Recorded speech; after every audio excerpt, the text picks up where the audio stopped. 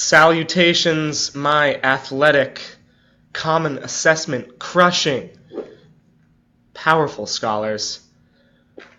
We're back. We're learning about a little bit more history. Today we're talking about some cowboys and closing the open range. So just as way of review of where we were, the Civil War was a time of huge changes. Huge, significant changes. 620,000 people died, 4 million slaves were freed and given equal rights and voting rights, at least on paper, in the Constitution. The new Constitution required all of those states to give them those rights.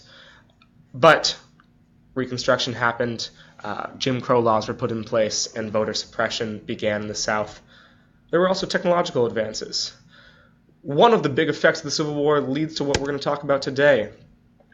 And one of the effects of the Civil War is America kept pushing west, even further west. It brings us all the way back to where we started this semester with this image, American Progress, showing society, America, all sorts of advanced, expanding across the continent, pushing away all things that are native, all things that are wild, making it orderly, bringing technology, all that we introduced at the beginning of the semester that we're bringing back right now.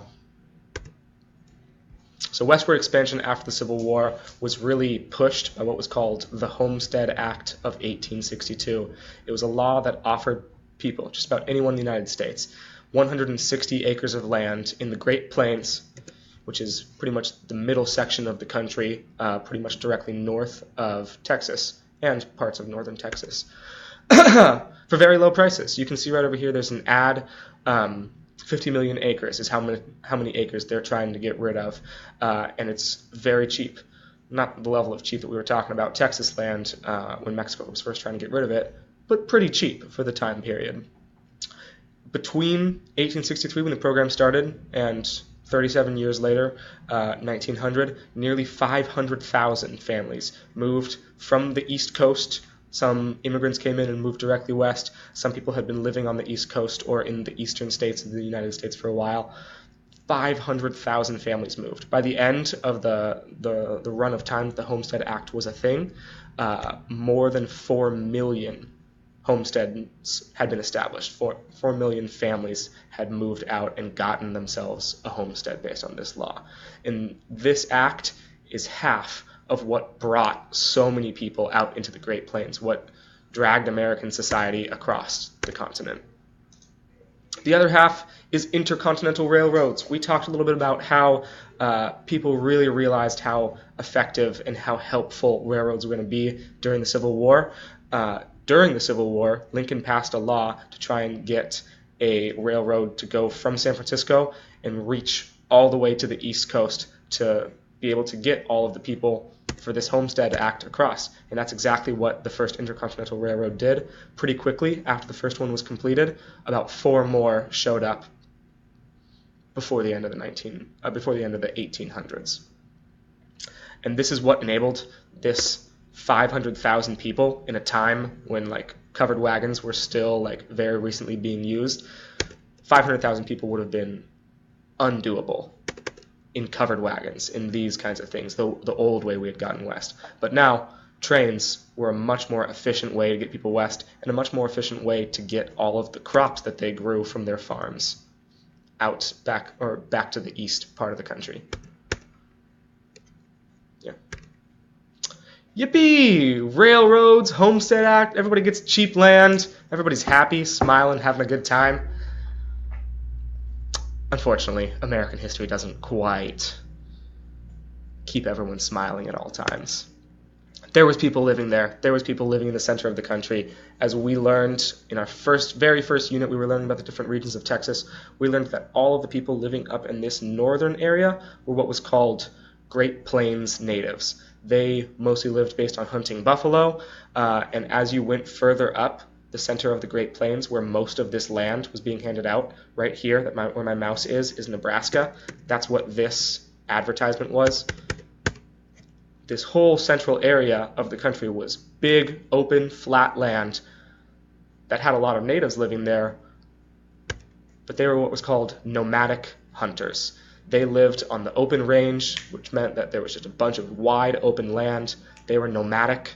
That meant that they followed their food source from place to place. They never really settled down in established cities or lived in one place forever. They followed wherever the herds of buffalo went. They followed. They based their entire life off of hunting buffalo. They made their teepees out of buffalo. Oh, I've actually got a better slide for that. Everything that they did, whenever they killed a buffalo, they would use every single part of it because it was what they based their entire culture, their entire society on, was hunting the buffalo. So the hide was used to make the teepees that they lived in, the clothes they were wearing. Horns were used for all of the like spoons, cups that normal people have to use. Religious ceremonies. They used every single part of the buffalo, and because the buffalo offered so much, they were able to base their entire society for thousands and thousands of years off just hunting buffalo. Lovely. Now, we got Anglo settlers coming in from the east. We've got the nomadic hunters, the plains natives that have lived in the central part of the United States for tens of thousands of years. Can't we all just live peacefully together? Can't we all just be happy, figure out who's staying in what area, or intermingle and work out pretty well? Unfortunately, the answer for this question was no. The nomadic lifestyle, the lifestyle of constantly moving and following your hunting source, didn't mesh well with what Anglo farmers wanted to do. Anglo farmers wanted to say, this piece of land right here is mine, I'm going to put a big fence around it, and it is now officially mine. No one else can come on it without my permission, because this is my land. But when your society is based on always moving around, no one really owns the land. This wasn't a concept that the plains natives had ever put too much value behind or had ever believed in that strongly, because they relied on the range being open, and they would follow whichever herd they were following, or if they found a better herd, they would follow that one, and each different place belonged to everyone. As the Anglo settlers start getting there, 500,000 in the first 40 or so years, they start putting down fences, and they don't want buffalo or Native Americans or anything going through their land and trampling their farms, so they put barbed wire fences around so that nothing can get in, and they start blocking out sections of the open range. The open range stops being open because these farms are established, and they start cutting it off. They start pushing Native Americans further and further away. Now, because of this, because these two ways of life don't mesh very well if they're all trying to use the same land, there was conflict.